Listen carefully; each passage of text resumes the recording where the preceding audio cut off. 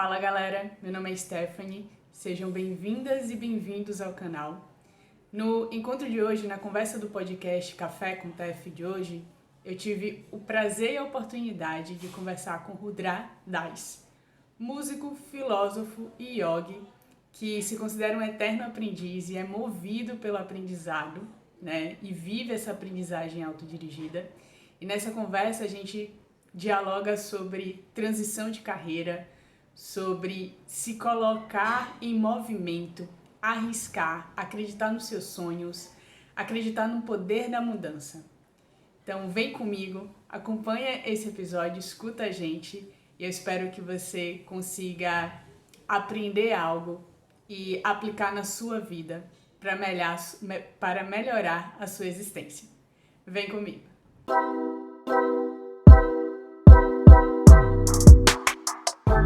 Muito obrigada, Rudra, por você estar aqui. Feliz por poder conseguir ter essa conversa com você, ter esse encontro. Eu comecei a acompanhar semana passada, acho que foi semana passada, seu conteúdo e achei muito bonito, muito leve a forma como você compartilha, sabe, o teu conhecimento, tanto no YouTube quanto no Instagram. Eu achei, fiquei encantada com esse processo. E aí fiquei com essa vontade de conversar com você, de entender tanto um pouco mais sobre o que você compartilha, né, quanto sobre o seu processo, né, o que te fez desenvolver o que você desenvolve hoje. E aí, para começar, eu queria te conhecer um pouquinho mais, me conta um pouquinho da tua história. Bom, então, meu nome é Rudra, né, mas é um nome muito incomum, o que faz algumas pessoas perguntar, mas nasceu com o nome Rudra? Seu nome é Rudra mesmo? O meu nome de batismo é Everaldo. Então, Rudra foi meu nome de iniciação na Índia, que eu recebi da minha guru. Então, todo um processo de iniciação. Então, desde então, eu uso o nome Rudra Das. Eu acho que tem já, talvez, estou indo para 12, 13 anos que eu já uso esse nome Rudra. Então, se você falar Everaldo aí, eu já nem reconheço mais como a minha identidade. Eu vivi por 7 anos na Índia, fui para estudar, queria estudar yoga, assim, o mais próximo possível da fonte. Fiz 7 anos na Índia. Aí fiz a minha graduação em Ciências do Yoga, foram 3 anos de graduação. Depois fiz um estágio no hospital, fiz um mestrado em Yoga e comecei um PhD em Yoga. Então, eu literalmente gosto de estudar. Eu acho que estudar para mim é um prazer, sabe? Eu tem nada para fazer. Vou fazer uma graduação. Tem nada para fazer, vou escrever um artigo. Tem nada para fazer, vou pesquisar. Então, eu gosto muito de aprender. No meu PhD, eu comecei a fazê-lo, era sobre o impacto do yoga para reduzir violência e agressividade nas escolas brasileiras. Então, eu retornei para o Brasil para poder fazer a minha pesquisa. Cheguei aqui, tive boas surpresas, não tão boas assim, que acabei encontrando um sistema de ensino um pouco atrasado, algumas questões do yoga que as pessoas achavam que era doutrinação. Voltei bem em 2014, um período muito complicado no Brasil. Então eu tive que trancar o meu PhD e eu vou restabelecê-lo de novo com uma outra pegada para pessoas adultas, que aí eu não vou precisar depender da Secretaria de Educação para fazer pesquisa, de pais, de autorização, então fica bem mais fácil. Aí, chegando no Brasil, fiz uma outra graduação em filosofia. Então, a área de filosofia que eu gosto é a parte da filosofia da mente. Você assistiu aquela série Black Mirror? Não, mas eu na verdade, vi alguns episódios. Então, essa é a minha área da filosofia. Então, o que é a consciência, o que é a mente, como que a nossa mente interage com o mundo físico. Então, essa é a minha área de filosofia. Atualmente, estou fazendo uma outra graduação em física e também faço um mestrado em ciências da religião, onde eu pesquiso a ética do yoga dentro do hinduísmo. Então, sempre gosto de estudar. Caramba, é admirável isso. Eu achei uma coisa que você trouxe que eu achei muito pertinente, que eu ouvi recentemente em uma das minhas conversas. Faço parte de um programa, né, que tem o propósito de desenvolver lideranças políticas para atuar no Brasil, para fomentar e melhorar a nossa sociedade. E um dos nossos objetivos é, ao final do programa, né, esse ano, a gente entregar um projeto de política pública que esteja conectado a uma das ODSs que a gente tem, das 17 ODSs. A ODS que eu estou desenvolvendo é em educação. né? E eu fiquei entre duas, entre a de educação e entre a de desenvolvimento de política de paz, de cultura de paz, algo do tipo. E aí, em uma das minhas conversas, para poder entender sobre como a gente pode democratizar a aprendizagem, a pessoa que eu estava conversando, que é a Malu, ela disse: Stephanie, é muito complexo, porque o nosso sistema é muito burocrático e tem seus motivos, né, para proteção, para desenvolvimento da criança e tudo mais, e você às vezes só consegue ter essa democratização, esse olhar mais aberto para o adulto, que foi basicamente o que você fez, né? Saiu desse ambiente de tentar trabalhar dentro do sistema educacional que a gente tem, que é muito convencional, é muito tradicional, ainda é muito fechado. São poucas as escolas que têm uma abordagem mais holística e aberta, né, de escuta, por várias questões. E a gente acaba indo para o lado do adulto, que tem um pouco dessa relação de que já é um momento que você está relativamente mais maduro e se sente mais livre para se autodirigir nessa busca, né? Nesse aprendizado. E a gente consegue se conectar mais. Então, eu achei bacana você trazer isso, porque evidencia um pouco mais para mim, e provavelmente para as outras pessoas que acompanham, essa questão de, muitas vezes, onde a gente está tentando sanar a questão, da forma como a gente está pensando, a gente não vai conseguir. E nem por isso a gente precisa desistir do nosso propósito, né? É só ajustar para outra maneira. Exatamente. Essa questão da escola foi assim, um balde de água fria, porque eu tinha ficado muitos anos fora do Brasil. Então, eu acho que eu perdi um pouco assim a noção de como as coisas estavam. Eu sempre estive acompanhando todo o processo do Brasil, essa parte política toda, mas eu acho que eu acabei subestimando o sistema de educação do Brasil. Achei que eu fosse chegar e que ia ser fácil, que eu ia oferecer todas, e as aulas eram todas gratuitas, não tinha nenhuma despesa para a escola. Eu arrumei todos os tapetinhos, tinha um grupo de psicólogos que aplicariam um teste para eu poder validar, né, se teve melhora ou não. E a escola ficou incrédula, que eles ficavam: mas não é possível, você vai cobrar? Eu falei: não vou cobrar, gratuito. E eles: mas não é possível, deve ter alguma coisa por trás disso. Aí eu falei: não, como assim? O que você está querendo dizer? Aí eles: não, mas deve ter alguma coisa. Aí eu notei que eles começaram a achar que talvez era uma doutrinação que eu estava querendo fazer por detrás. Então foi assim, tive reunião com os pais para poder explicar que o yoga não era uma religião, que eu estava fazendo um processo científico. Aí mandei, os alunos levaram a permissão e autorização para os pais assinar. Então foi um processo muito grande. E no final das contas eu tinha que fazer, eram 5 aulas que eles teriam por semana durante 3 meses, para eu poder avaliar, né? E aí, quando deu tudo certo: então vamos fazer? Vamos. Mandei o projeto para a diretora, ela leu, ficou tudo bonitinho, perfeito. Eu falei: nossa, agora sai. Aí no dia que eu ia começar, ela disse: então, a sua primeira turma tá ali, vai ser no horário da educação física. Aí eu falei: tá, hoje tudo bem, mas e amanhã? Que horário que vai ser? Aí ela: não é só uma vez por semana? Aí eu: não, você não leu o meu projeto, são 5 dias por semana. Aí ela: não, mas 5 dias por semana não tem como fazer. Então, assim, outro problema. Então, realmente é complicado, sabe? Rudra, você, só para a gente se contextualizar geograficamente, essas tentativas foram em que região? No sul de Minas, em Poços de Caldas. Então, só para a gente entender, porque, tipo, isso também interfere, né? A gente às vezes não tem noção Sim, tanto, tipo, externa em outros países. Isso pode ser, tipo, uma abordagem super abraçada e apoiada. E aí a gente chega no Brasil e não é. E aí a gente pensa também em que região é que talvez teve esse embate para poder a gente também se perceber. Porque às vezes a gente, por exemplo, eu moro em Salvador, eu moro na Bahia, eu posso ter uma ideia de que aqui é que é limitado, sabe? E aí quando a gente conhece o outro lado, não, peraí, aquela região também sofre ou tem uma mesma questão que eu tenho, então eu não sou tão diferente. pois é. E uma das questões que eu queria para fazer no PhD era que fosse uma escola pública. Porque eu pensei: se eu voltar ao Brasil, eu quero fazer algo no público, né? Quero ajudar as pessoas. E curiosamente foi onde eu mais encontrei resistência. E aí as escolas particulares abriram as portas: vem para cá, inovação vem. Mas como a minha pesquisa era de escola pública, eu não poderia fazer essa mudança. Que era uma coisa simples, de escola pública para privada, mas dentro do processo é uma coisa muito complicada. E aí não consegui. Então, aqui, pelo menos, as escolas particulares, elas tiveram uma abertura maior. Eu não sei se porque talvez as decisões estão mais no controle ali da organização da escola, talvez não depende de secretaria, não depende do Estado, então eles ficam um pouco mais autônomos. Então, eu encontrei mais facilidade dentro da escola particular do que na escola pública aqui. E aqui fica evidente esse gap da liberdade de desenvolver a aprendizagem, né? Que é algo que a gente bate e como isso pode impactar. Porque se a gente for falar em números, tudo bem que tem muitas escolas particulares, privadas, mas quantas pessoas eles formam, né? E qual é a limitação de acesso?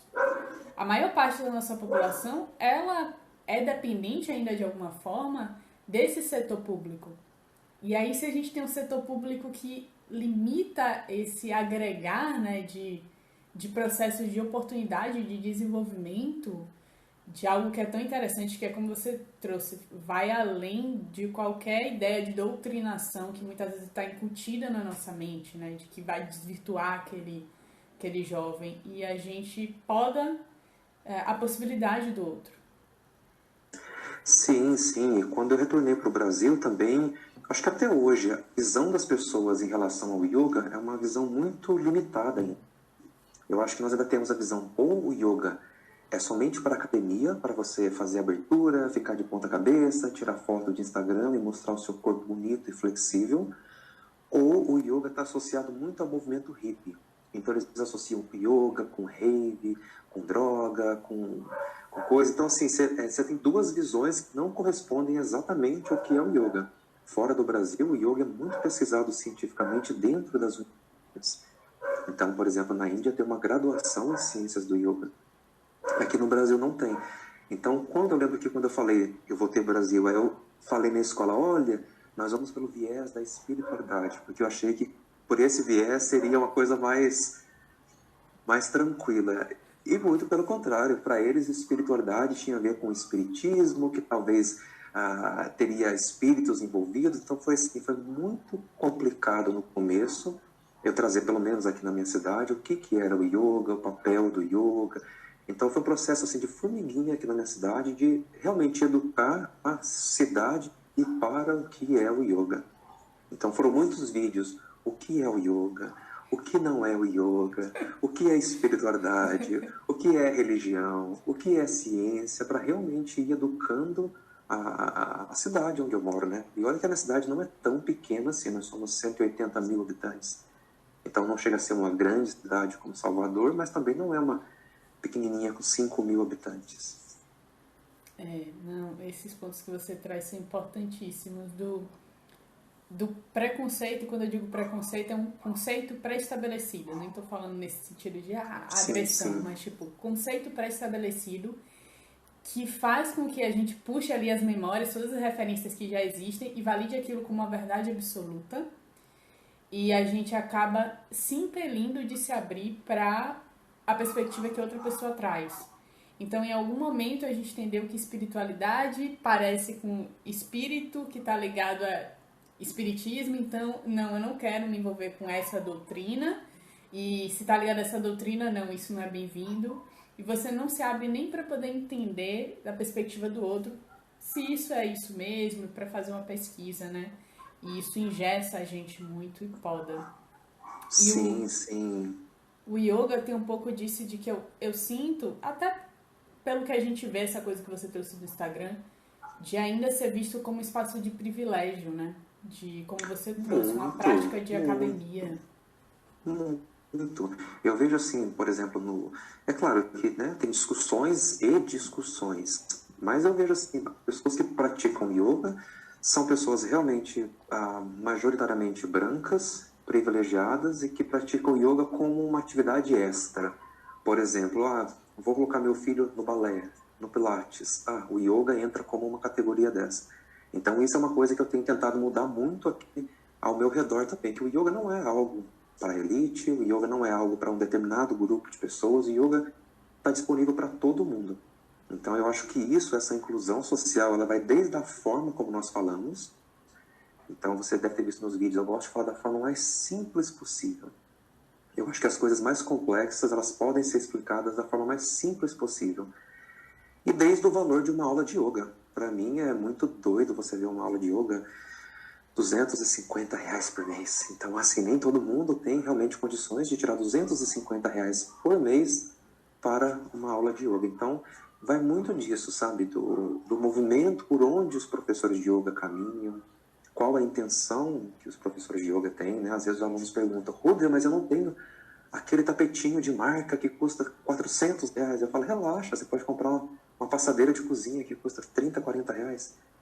Então, às vezes, mesmo dentro de uma prática que é originalmente tão simples e tão humilde, no sentido de você não precisa de muita coisa, hoje é transformada em uma prática que você precisa da roupa mais cara, você precisa do top mais caro, você precisa do incenso que veio montanhas do Himalaia, você precisa da pedra de sal caríssima, você precisa do cristal ametista que custa R$ 500. Então, ou seja, uma prática que era simples também se tornou algo que é quase impossível de praticar, né? Nossa, eu tô rindo muito porque é verdade o que você traz, sabe?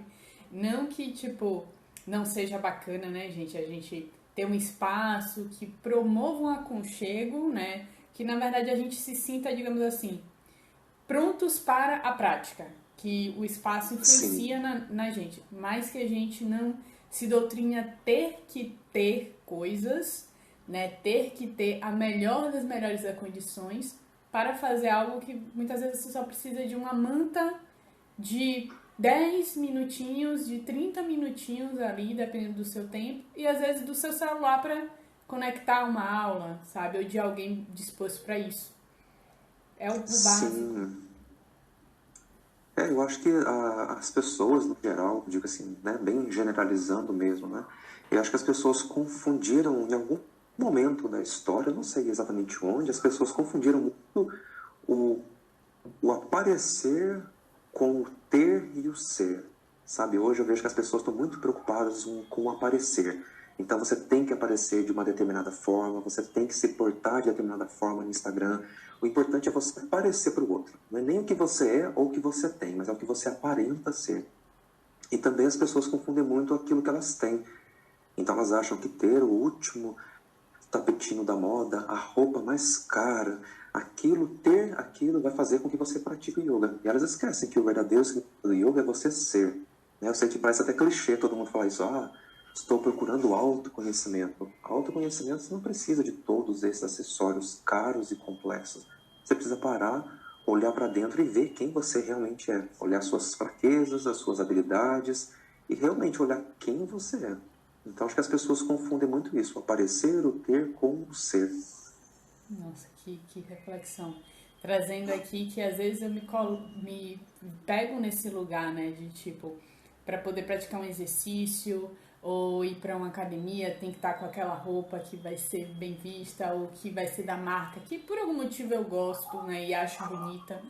Mas o quanto muitas vezes essas camadas, né, do que o outro tá vendo, de como o outro vai ver a gente ou de como a gente quer ser visto, ela impede a gente de fazer o que precisa ser feito, né? Sim.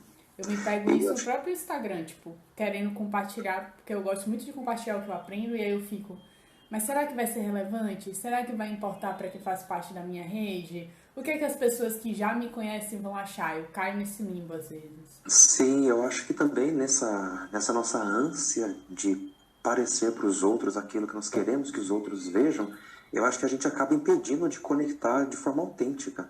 Então, por exemplo, você vai ver no meu Instagram, eu posto coisas muito técnicas de livros antigos de yoga, mas eu posto foto feirando de ponta cabeça, eu posto foto indo no supermercado e colocando, ai, Senhor, me livrai da tentação. Porque eu acho que a espiritualidade, ela tem que ser o mais próximo do dia a dia, de nada adianta ter uma espiritualidade, um yoga em cima de um pedestal no topo das montanhas do Himalaia se você não conversa com as pessoas no dia a dia.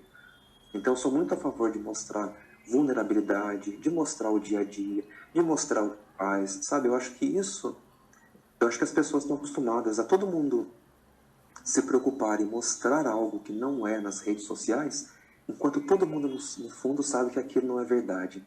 Mas ninguém tem coragem de dar o primeiro passo de mostrar como é. Ninguém vai mostrar, por exemplo, comendo um pão com ovo, ninguém vai mostrar comendo arroz, feijão, né? As pessoas só vão tirar foto do prato caro, do prato equilibrado, bonito. Então a gente perdeu essas pequenas características, né? Que eu acho que faz parte da nossa vida. Nossa, que reflexão. E agora me vem uma coisa que você falou muito do yoga, mas como é que você entrou ou chegou nesse caminho, ou já foi algo muito cedo que você já teve contato? Porque você chegou aí para a Índia, né? Então foi algo que você foi viver uma imersão mesmo na fonte.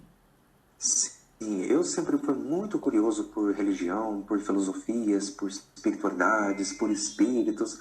Então, desde que eu me lembro por criança, eu gostava de religião. Então, eu me lembro assim, com 5, 6 anos, indo na missa com a minha mãe, lendo a Bíblia, não entendia nada, mas lia, né? Era a esperança de tentar entender alguma coisa ali.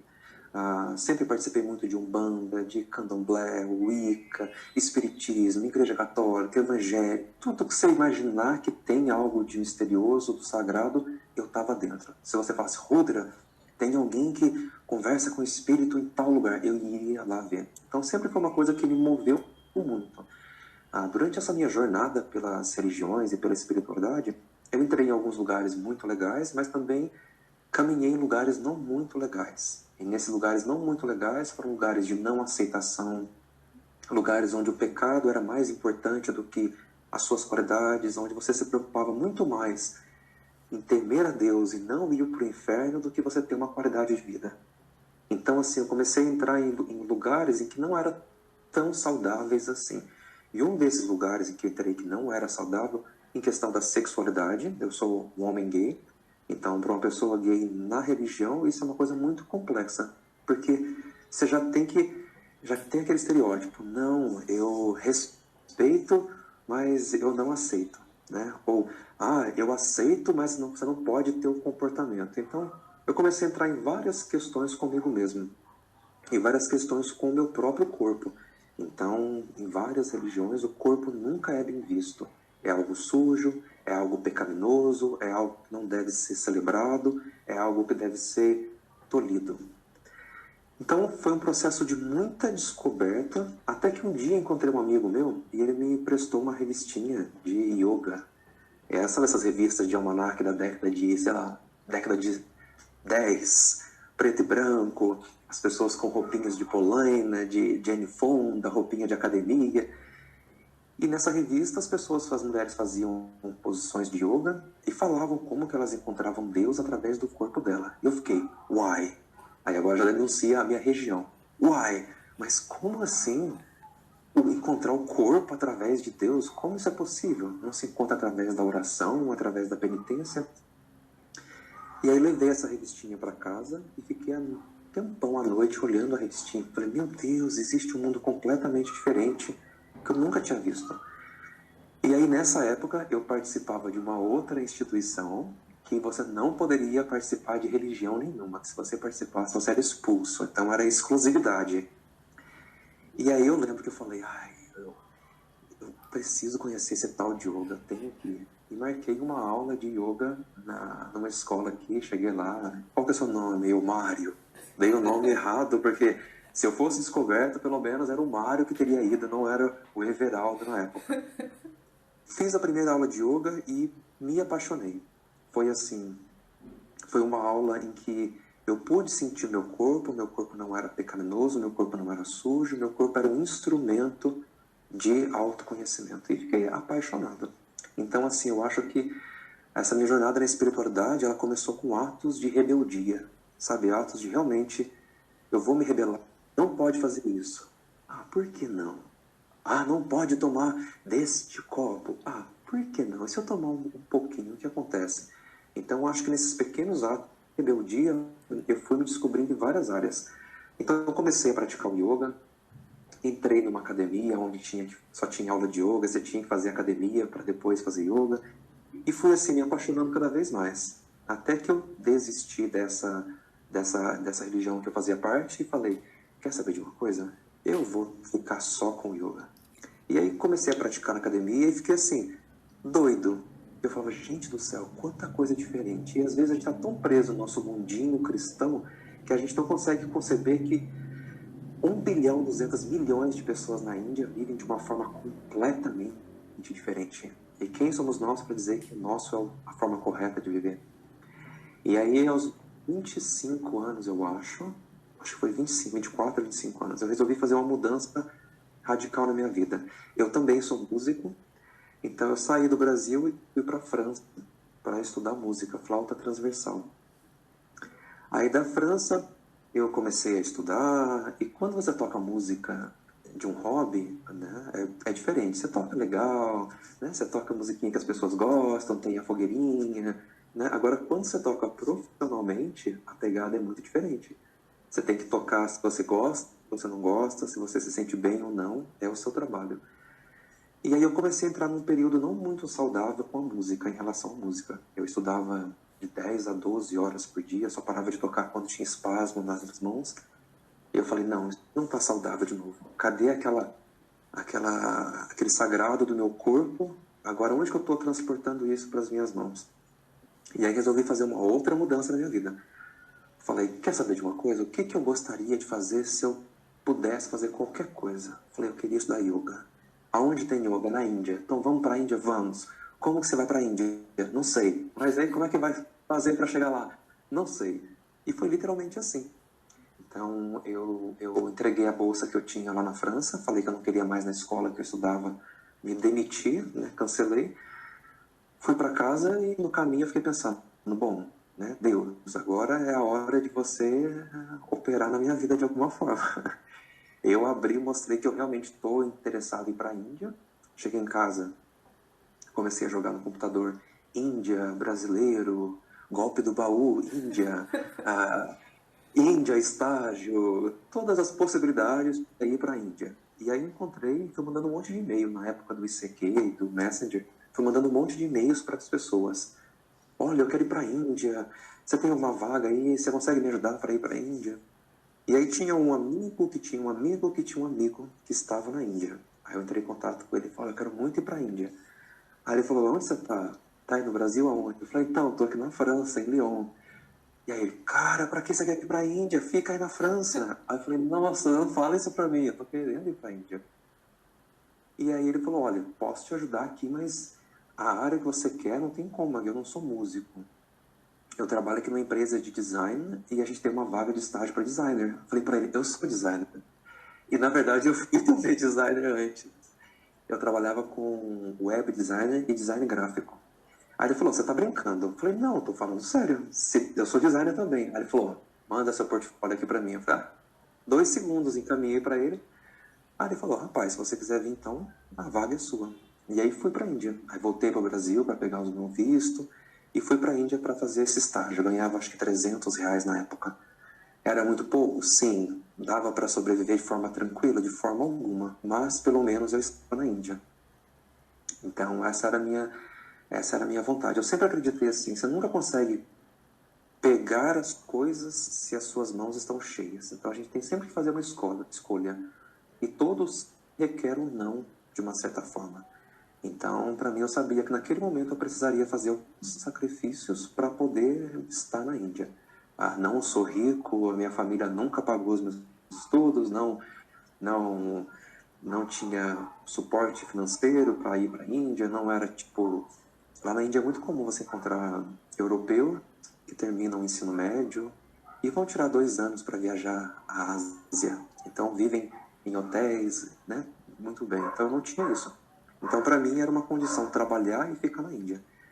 Quando eu cheguei lá, eu não sabia que existia a aula de yoga dentro de uma universidade. Eu pensava que, você vai para uma escola de yoga, 2 meses, você já está formado, professor de yoga. Tcharam! 3 meses, você é o professor de yoga.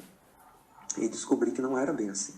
Que existia realmente aulas de anatomia, fisiologia, bioquímica, existia uma graduação, TCC. Eu tinha aulas de segunda a sexta-feira, de 5 a 6 horas de aulas por dia. Então, assim, era realmente um curso universitário. E para mim foi um prazer. Para a Índia, teve momentos muito bons, momentos não tão bons assim, mas eu acho que tudo isso literalmente ajudou a construir quem eu sou hoje.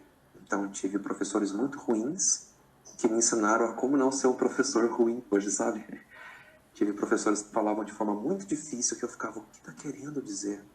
Então hoje eu tento trazer uma linguagem muito simples e muito acessível para as pessoas, para que realmente haja essa comunicação, que para quem me ouça entenda exatamente o que eu estou querendo dizer.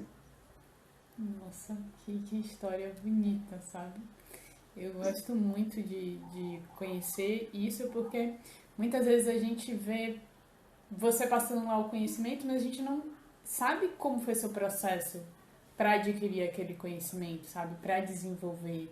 Muitas vezes, quando a gente está, por exemplo, querendo começar a compartilhar algo na internet de uma forma meio que profissional, a gente tem uma referência de alguém que já está fazendo isso há um tempão e a gente não sabe como foi o processo, né, da pessoa, do motivo dela estar lá também. E eu acho super bacana quando a gente consegue fazer o que a gente está fazendo agora, que é tipo entender o processo, sabe? Entender a sua jornada e quanto isso diz sobre você, né? Como você trouxe. Diz sobre quem você se tornou hoje, né? O que você teve que abdicar, quais foram as suas dores. E isso é muito bacana pra gente entender que até em algumas situações assim que a gente enxerga aquela pessoa na glória, vamos dizer assim, ela teve um caminho, ela teve um processo que talvez a gente não esteja vendo em superfície, mas que fez parte dela, né? Sim, sim, é aquilo que eu falei, né? Acho que todo sim, ele requer alguns nãos. E ah, eu sou muito, talvez poderia dizer, individualista nas coisas em que eu faço na minha vida. Então eu aceito de muito bons agrados as minhas conquistas positivas, mas também aceito de muito bons agrados as minhas derrotas e os meus equívocos, sabe? Porque eu acho que tudo isso é clichê de novo, né? Tudo isso trouxe onde eu estou hoje, mas isso é verdade. Então eu acho assim, quando eu tomo uma decisão até hoje na minha vida, eu decido, eu vou fazer isso. Se aquilo dá certo ou se dá errado, ainda assim eu me posiciono. Essa foi a minha escolha. Eu estou aqui porque eu escolhi. Eu estou aqui nessa condição porque eu estou fazendo. E se eu não gosto de onde eu estou, eu falo, o que eu posso fazer para mudar? Mas isso tem um pequeno pulo do gato. Porque aí muitas pessoas vão dizer, entrando na parte política, né, onde a política entra com a espiritualidade. Muitas pessoas, às vezes, ouvem nas histórias e dizem, tá vendo? Isso é um exemplo de meritocracia. Você foi e conseguiu fazer. Você precisa lutar. Eu digo, não, eu tive sorte. Existe, sim, meu esforço pessoal, mas existe um componente de sorte muito grande na minha história. Porque eu poderia ter várias coisas que simplesmente não teria me dado condições para fazer tudo que eu fiz. Então, por mais que eu tenha esforçado, o componente de sorte de coisas que às vezes eu nem estou atento me ajudaram e me ajudam em várias coisas na vida. Então, por exemplo, se eu não tivesse falado com esse único rapaz que me respondeu de forma correta, o Bruno, eu jamais teria ido para a Índia. Então, isso foi meritocracia? Isso foi pura sorte. Né? Se eu não tivesse mandado e-mail para ele, nada disso teria acontecido. E vai saber onde eu estaria hoje. Então, eu acho que assim, isso é bom a gente ter um peso das coisas, né? Quando eu digo que eu trago a responsabilidade para mim, sim, mas eu ainda compreendo que existem vários componentes que transpassam a minha vontade ou o meu autocontrole na vida. Nossa, isso dá pra refletir muita coisa. É uma coisa que eu percebo até em mim. Muitas vezes eu quero, né? Eu tenho muito essa coisa de tipo, quando eu quero, né, uma coisa, aí eu já parto pro planejamento, já vou executando meio tratorzinho, sabe? Porque eu gosto de ver as coisas feitas e eu gosto de realizar as coisas, de criar, de produzir. E aí muitas vezes no processo alguma coisa trava, né? Ou então você tem essa colaboração com coisas que a gente chama de sincronicidade, que a gente chama de acaso, porque a gente não sabe nomear, né? Mas que faz parte dessa engrenagem da vida e que facilita o seu processo e algumas às vezes dificultam.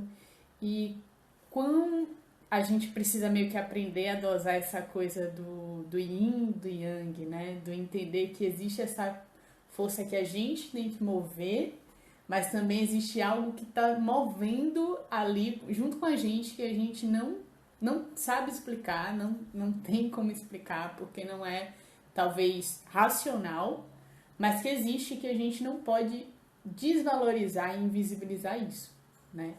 Então, tipo, você fazer um movimento poderia ser que ninguém te respondesse, mas alguém te respondeu, que te conectou a outro alguém, que, enfim, fez aquela escala de rede te fez chegar à pessoa certa, que você não conhecia, né? Exatamente. Então, eu sempre, quando eu conto a minha história, eu sempre gosto de tocar nesse ponto, sabe? Porque eu já vi algumas pessoas usando a minha história como se fosse um exemplo de esforço suficiente, acorda às 5 da manhã que você vai conquistar o mundo. E não funciona assim.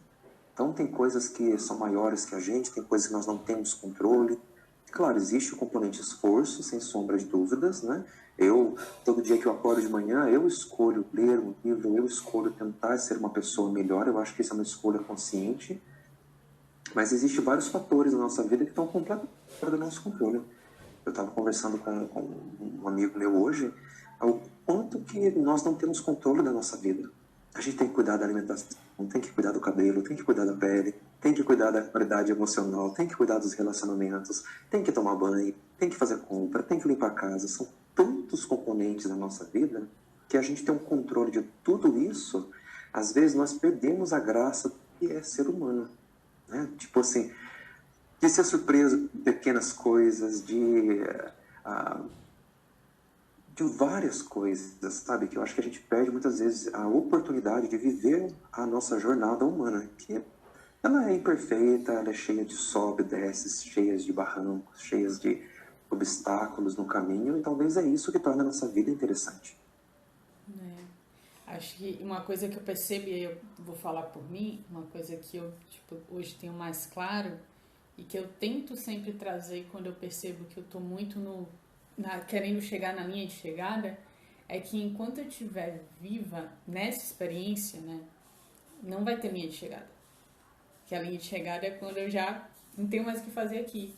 E aí entender que a vida é muito essa escola, né? Que a gente está muito aqui aprendendo e ensinando simultaneamente, e que por isso que tem muitas coisas que acontecem que a gente não entende, que fogem do nosso controle, porque ali é uma fonte de aprendizado que muitas vezes a gente não quer passar porque a gente acha que é injusto. Eu me coloco muito nesse lugar, às vezes eu acho que é injusto, eu acho que caramba, mas eu tô me esforçando, eu tô querendo tanto fazer isso e ainda não tive essa clareza do que é isso, sabe? E quão ansioso a gente fica e não confia no próprio processo por achar que a gente sabe tudo ou tem que controlar todas as variáveis, mas elas são muitas, como você trouxe, são muitas. Sim, eu acho que cada um vai conseguir se conhecer. Por isso que o autoconhecimento é tão importante, sabe? Hoje tem muita bobeira aí pela internet. Hoje você toma um copo de água, as pessoas já acham que é autoconhecimento. Então, o autoconhecimento é realmente você saber como funcionam as suas engrenagens. Como você responde diante de uma situação agressiva, como que você responde diante de uma injustiça, como que você responde diante de uma limitação física sua, como que você responde diante de uma dificuldade, como que você responde diante de uma falta de propósito de vida. Isso é autoconhecimento. É você saber quais são os mecanismos e quais são os seus gatilhos. E eu acho que cada um é importante saber, quando eu desejo uma coisa, qual é o limite em que eu preciso me esforçar mais e eu fiz aquilo que estava no meu alcance.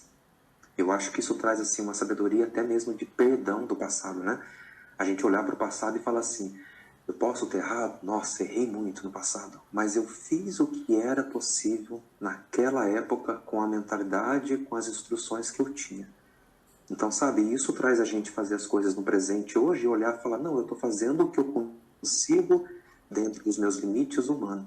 Eu acho que isso a gente consegue aceitar essas adversidades da vida com muito mais facilidade. Mas isso é muito individual, sabe? Sim, não me imagino que é um processo muito particular, né? E da gente ter essa parte da compaixão com a gente, de conseguir se perdoar, de conseguir se enxergar como um ser em evolução, em processo. Não um ser acabado, mas em processo, pelo menos nessa existência em processo. E muitas vezes o que eu sinto, e aí que eu me sinto, que eu percebo, é dessa urgência de estar pronto, né? De estar pronto em nível assim, de não errar, de não cometer falhas e, consequentemente, não aceitar falhas, sabe? E quão desconectado a gente acaba sendo da gente e dos outros com esse olhar. Sim, se eu pudesse pedir uma única coisa na vida, eu acho assim, além de saúde, que é a primeira coisa que eu prezo muito, eu acho que nada nesse mundo vale a pena se o preço disso for a saúde, sabe? Mas eu sempre procuro, sempre peço para continuar curioso e nunca achar que eu sei tudo. Então, fiz a minha graduação em yoga, tinha começado a minha graduação em música, estudando física, fazendo ciência da religião, fiz filosofia. Estou agora super, mega, hiper interessado em começar a fazer uma outra graduação em nutrição. Então, assim, sabe, eu gostaria muito de continuar aprendendo e nunca perder o interesse nas coisas da vida. As pessoas me falam as coisas mais exóticas. Rudra, estou estudando sobre eletricidade. E eu fico, nossa, me conta, o que é isso?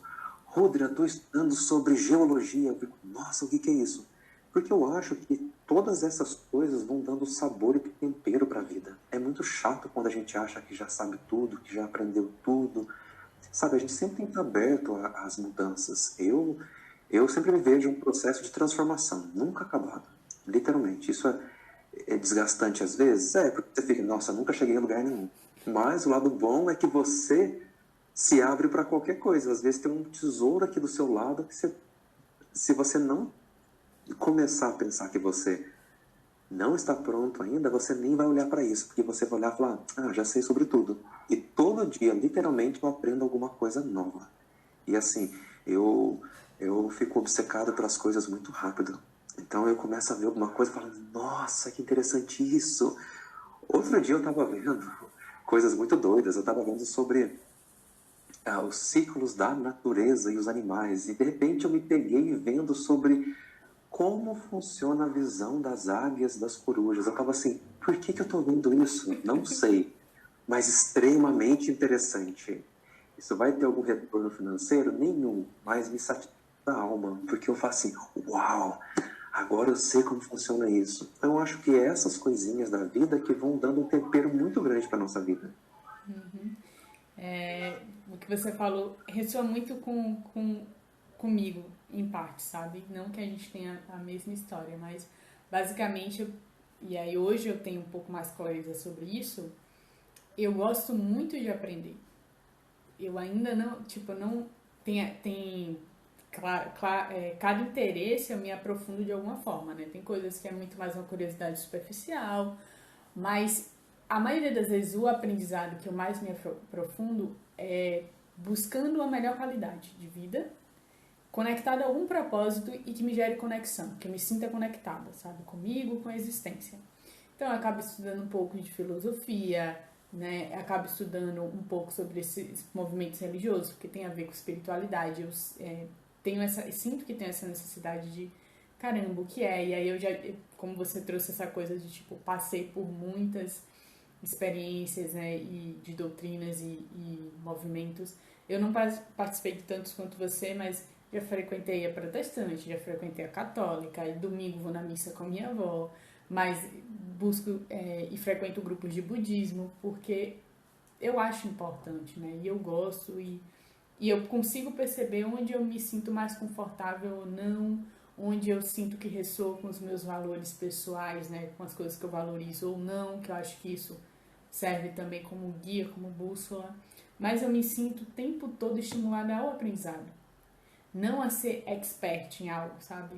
E aí talvez a minha expertise seja em aprender, né? Em aprender, e não a ser expert em uma habilidade específica, mas sendo como esse fundamento, essa busca por uma qualidade de vida melhor, sabe?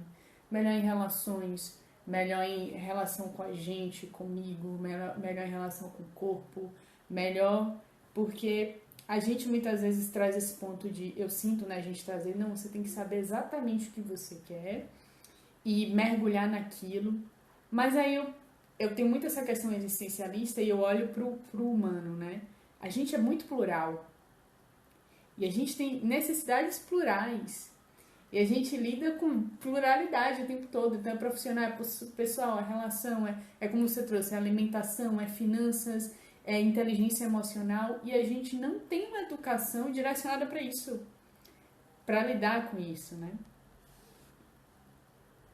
Sim, eu acho que é bem isso mesmo. E às vezes pessoas perguntam assim: ah, você sabe o que você quer na vida, Rudra? Eu não sei o que eu quero, para ser sincero. Mas eu sei o que eu não quero. Que Tipo é assim, ótimo. eu sei quais coisas que eu não gostaria de ser, quais coisas que eu não gostaria de ter próximo de mim. Então, o que eu quero ainda não sei, mas eu tenho com muita clareza o que eu não gostaria de ser. Então, não gostaria de ser uma pessoa desconectada com o meu corpo, não gostaria de ser uma pessoa raivosa. Isso é uma coisa que, assim, eu oro todos os dias, sabe? Para que eu saiba ter tolerância, conversar com as pessoas, para que eu consiga falar com as pessoas dos mais diversos meios possíveis. Sei que às vezes é difícil, às vezes é, porque nós encontramos às vezes pessoas com visões de mundo completamente diferentes da nossa, mas ainda assim é uma visão de mundo diferente, sabe? Então, eu acho que esse papel de educar, de conversar, de dialogar, literalmente, eu acho que isso é muito importante. Então, muitas vezes eu não sei o que eu quero da vida, mas eu sei o que eu não quero ser. E às vezes isso já é um bom caminho, sabe? Vai um pouco diferente da frase, acho que é da Alice, né? Eu acho que o gato fala para ela: se você não sabe para onde você vai, todos os caminhos, não é? Eu já vou em direção oposta. Não sei para onde eu quero ir, mas eu sei aonde eu não quero chegar. E você, ó, isso aqui eu não quero ser. Caramba, você trouxe uma ótima referência. Porque às vezes eu olho assim, mas eu tava indo pra esse caminho aqui, gato. Mas eu vi que eu já fui até onde dava pra ir nele, eu já não tô achando tão interessante. Chegou aí com uma bifurcação que me gerou uma curiosidade. E aí, né? E é interessante isso. E essa vida é muito dinâmica. Não tem como a gente falar: eu quero ser isso, plano daqui 10 anos. Porque ela é tão dinâmica, tem tantas bifurcações, trifurcações, quadrifurcações, que se você não se adapta nessas pequenas mudanças que existem na sua jornada, talvez você nunca chegue aonde você quer. Porque são tantas variáveis, são tantas possibilidades que a gente não sabe, né? Por exemplo, sei lá, eu acordei de manhã, eu quero experimentar uma fruta diferente, né? Eu sempre falo isso nas minhas aulas, eu brinco muito. Tem um carrinho de sorvete aqui na minha cidade, é um carrinho de sorvete bem de cidadezinha, de interior, parece um furgãozinho, aí tem desenhado ali a cônica. Eu vou tirar uma foto e te mando desse carrinho de sorvete. É um furgãozinho, bem assim, e muitas vezes eu vou lá tomar sorvete, e aí o rapaz pergunta: qual o sabor? Eu falo pra ele: me surpreenda, sabe? Aí ele já acostumou agora comigo, mas no começo ele ficava assim: como assim? Tá, morango, chocolate? Aí eu falei: ah, você consegue melhor que isso, vai. Aí ele: milho verde, ameixa, acerola. Aí eu falei: ah, você me surpreende mais que isso. Então, o que eu faço isso? Eu acho que a gente sempre pode se abrir a coisas diferentes. Então, esse pequeno gesto meu de ir no carrinho de sorvete, falar para ele: ah, me surpreenda. Ou às vezes eu vou no restaurante, a pessoa fala: ah, o que você gostaria de comer? Aí eu falo: ah, o que você me recomenda? O que você gosta? Me surpreende com algo. Então é muito interessante a gente ver que pequenas coisas podem nos surpreender, podem acrescentar na nossa vida se a gente tiver abertura para isso. Então Nossa, essas bifurcações, trifurcações, elas vão acontecer muitas vezes. demais, demais. E eu acho que aí eu vou dar minha dica do que eu tenho usado de repente para me guiar, mas aprendendo também, né, até onde isso pode ser uma prisão ou não, mas acho que o que a gente valoriza e aí a gente conseguir, para quem não sabe, de repente fazer um trabalho de entender quais são os valores, né, aquelas coisas que te motivam a estar ou não estar em um ambiente. Então, por exemplo, a liberdade para mim, o aprendizado são duas coisas gritantes.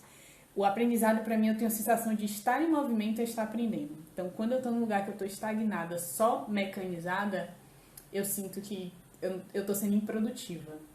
E a liberdade que é aquela questão de, tipo, a liberdade para mim vem com responsabilidade, sabe? Tá muito atrelado. Então, ser livre não é ser libertino, não é ser irresponsável. Mas ter autonomia para editar minha rotina, ter autonomia para poder entender, poxa, hoje eu não estou me sentindo bem, não vou conseguir entregar isso daqui, conseguir fazer esse ajuste. E às vezes eu percebo que na maioria dos nossos ambientes a gente não tem essa liberdade. E a gente se sente culpado por sentir que precisa dela, sabe?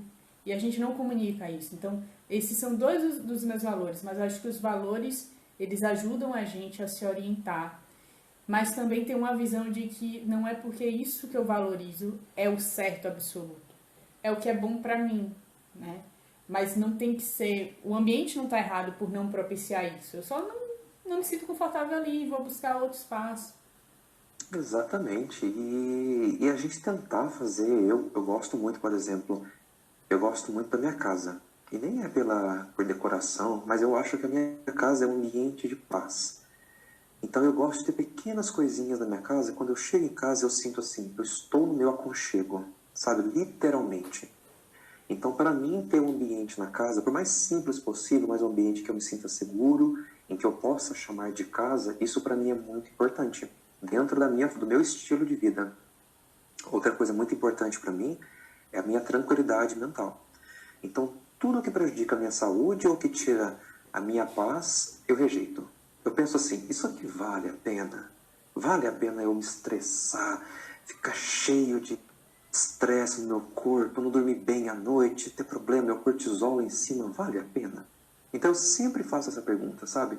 Ah, muitas vezes eu entro em aventuras muito grandes na vida, como a Índia e outras coisas, mas eu sempre me pergunto, isso que eu quero vale a pena todo o meu desgaste físico? Porque nós temos um tempo limitado, isso aqui vale meu tempo? Então se a resposta é não, eu simplesmente abandono. Mesmo que isso possa trazer algum benefício, que isso possa... Nossa, Rudra, mas isso aqui vai ser muito bom para você. Não, não se encaixa no estilo de vida. E é o que você disse, cada um vai encontrar as coisas que fazem sentido. Tem algumas pessoas que precisam de ter adrenalina, precisam ter o desafio. Se isso faz bem para ela, se ela se vê dessa forma, ótimo. Né? Então, cada um vai encontrar aquilo que faz bem. Eu acho também que viver é uma eterna negociação daquilo que você deseja por dentro e daquilo que você encontra por fora. Então, algumas vezes, nós temos que manipular o ambiente onde nós estamos, né? Mudar o ambiente onde nós estamos, e algumas vezes nós precisamos abrir mão de algumas coisas, né, que nós temos por dentro para poder se adaptar ao mundo exterior. Então, eu acho que é uma constante caminhar numa corda bamba, em que você precisa estar constantemente fazendo esses ajustes. Né? O mundo não vai funcionar da forma como eu quero. Né? Se o mundo funciona da forma como eu quero, é quando eu tinha 3 anos, que eu gritava e a minha mãe tinha que fazer o que eu queria, senão não parava de gritar. Quando a gente cresce, o mundo não funciona assim. Então nós precisamos adaptar algumas coisas nossas à nossa realidade. Que bonito.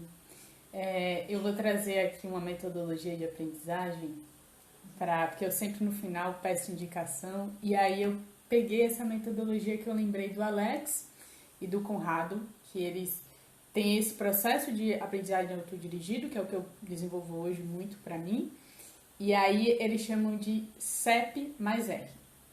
E aí tipo, para você compartilhar. O CEP é o conteúdo. Então eu queria saber de você o que você... que é referência para você, que é relevante para você, que você acha que as pessoas podem absorver, sabe? De leitura, de filme, enfim, que elas podem consumir como conteúdo. Nossa, essa pergunta é difícil.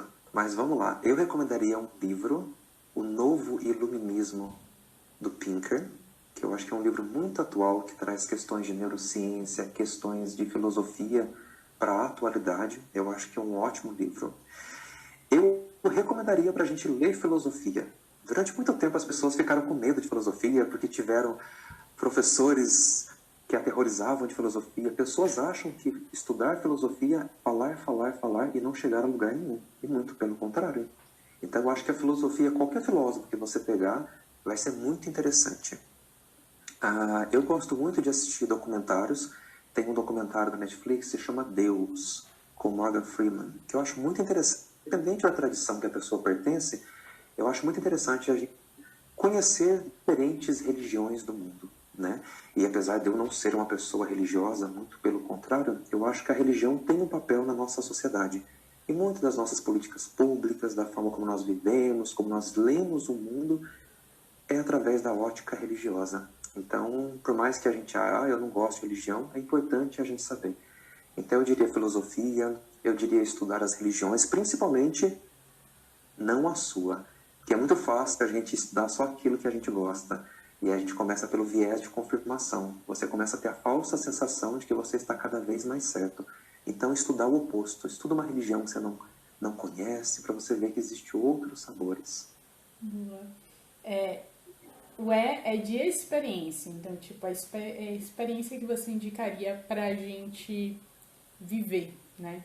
Que você passaria. Ah, eu diria. É muito clichê isso que eu vou dizer, mas não tenha medo de parecer ridículo. Tente, experimente. Boa parte da nossa vida nós temos medo de experimentar as coisas, porque nós achamos que é ridículo, o que as pessoas vão falar, isso não vai trazer nenhum benefício para mim. Então eu diria, experimente, faça coisas que você nunca fez na vida. Sabe, eu no ano passado eu tava, o que eu vou fazer de novo? Eu falei, acho que eu vou aprender dança de salão. O que isso vai trazer de profissionalmente para mim? Absolutamente nada. Mas aprenda coisa, sabe? Nunca perde esse brilho no olho de coisas novas. Eu tenho 40 anos, espero chegar aos meus 60 anos ainda aprendendo coisas, com a minha mochilinha, dando alguma coisa nova que eu nunca soube na vida. Então eu acho assim, experimente coisas diferentes. P de pessoas. Então, quais são as pessoas que você tem como referência, que te inspiram? Olha, o primeiro que mais me inspira é Arthur Schopenhauer, é um filósofo alemão do século XIX. Eu costumo brincar que eu era a encarnação do Schopenhauer. Aliás, ele foi minha encarnação, né? É um filósofo muito interessante. Algumas pessoas consideram ele como uma pessoa pessimista, mas eu acho que ele é muito realista. Tem algumas coisinhas ou outras dele ali que ele deu muito bola fora. Mas como a gente estuda filosofia, a gente tem que saber reconhecer quando um autor estava sujeito à sua época. Mas eu gosto muito do Schopenhauer. Eu gosto muito do Richard Dawkins. Ele é um ateísta e escreveu um livro muito interessante, chama O Deus, The God Delusion. Acho que é o Deus Desiludido em português. Muito interessante. Eu gosto também. Eu gosto, ele assim, é que agora eu não estou aqui, mas na minha biblioteca ali eu tenho muita coisa de física. Gosto muito do Richard Feynman, que era um físico, prêmio Nobel, e ele misturava, ele via muito bem a física com a arte. Então eu acho que era uma mistura muito interessante de você conhecer o mundo natural, onde você vive, mas ainda assim você não ficar mecânico, você ainda ter beleza por trás. E o R é de redes. Então, tipo, um ambiente ou de repente uma escola, um grupo que você indicaria para a gente viver essa experiência ou para a gente conhecer e fazer parte, que de alguma forma ressoa com o que você acredita. Nossa, eu sou muito a favor de redes. Eu sou o tipo de pessoa que se eu te ver no Instagram, gostar de você, eu vou te mandar mensagem. Oi, gostei de você, vamos ser amigos? E tenho muitos amigos que são assim. E aí sempre quando eles se encontram, eles contam, nossa, eu conheci o Ruda, como você conheceu? Ah, ele mandou mensagem para mim querendo ser amigo. E eu faço isso. Eu vejo pessoas interessantes, eu mando mensagem, falo, olha, eu gostaria de te conhecer melhor, vamos tomar um café pra gente conversar? Então eu acho que a gente tem que conectar com as pessoas mais diferentes. Eu já participei aqui da Câmara de Poços de Caldas, a Câmara de Vereadores, dando curso de ética dentro da Câmara. Já participei de cursos de discussões religiosas, de grupos mais diversos. Já participei de discussões de grupo de tecnologia e inovação. Então, sabe, eu acho assim, já participei de curso de gastronomia, que eu falei, o que eu estou fazendo aqui? Fui falar de gastronomia e filosofia. Então, eu acho assim, né, pessoas diferentes, porque a gente nunca sabe quando essa conexão ela pode se tornar favorável para você ou até profissionalmente mesmo. Então, eu acho assim, se conecta com o maior número de pessoas possível, sem, não gosto disso, não. Se interessa. Outro dia eu fui aqui em Poços tem um zoológico ecológico, nem sei se é assim que diz. É um santuário de aves. E tem várias aves que eles levam lá que estão doentes para cuidar. Fiquei extremamente interessado. Falei, quero fazer biologia, vou ser veterinário agora. Porque a veterinária começou a contar tantas coisas interessantes das aves, e assim ficamos o melhor amigo. E hoje ela é uma das melhores amigas minha, Camila Nunes. Então, assim, ela vive mandando coisas de aves para mim, dos mamíferos, de tartaruga. E como que a gente fez isso? Através de um papo que nós tivemos. Então, eu acho muito interessante a gente se abrir às coisas novas. Então, eu tenho um lado acadêmico muito forte meu, né? Às vezes, de escrever coisas muito acadêmicas que a academia exige, mas eu tenho um lado muito, muito humano, de fazer amizade, por exemplo, com um rapaz que trabalhava na reposição de supermercados, que se tornou um dos meus melhores amigos hoje. Ele me encontrou no supermercado e falou: oi, você que é o Rudra? Aí eu falei: sou. Acompanho você nas redes sociais, a gente pode conversar? Eu falei: claro. E ficamos ali os dois meia hora na fila no corredor do supermercado, conversando. Eu falei para ele: pode ir trabalhando aí que a gente vai conversando. Nos tornamos amigos até hoje. Que bonito. Então acho que tem pessoas interessantes em todos os lugares. Que mensagem você quer deixar pra gente finalizar aqui essa conversa que foi maravilhosa e eu tô energizada? Olha, eu diria para você, quem tá ouvindo a gente, assistindo a gente, corra atrás do seu sonho, sabe? Não desiste, sabe? Não, você não precisa esperar estar pronto para fazer alguma coisa, você não precisa esperar ter a melhor ferramenta para fazer isso, ter a melhor roupa para fazer isso. A gente não precisa esperar. Comece a tua mudança com aquilo que você tem.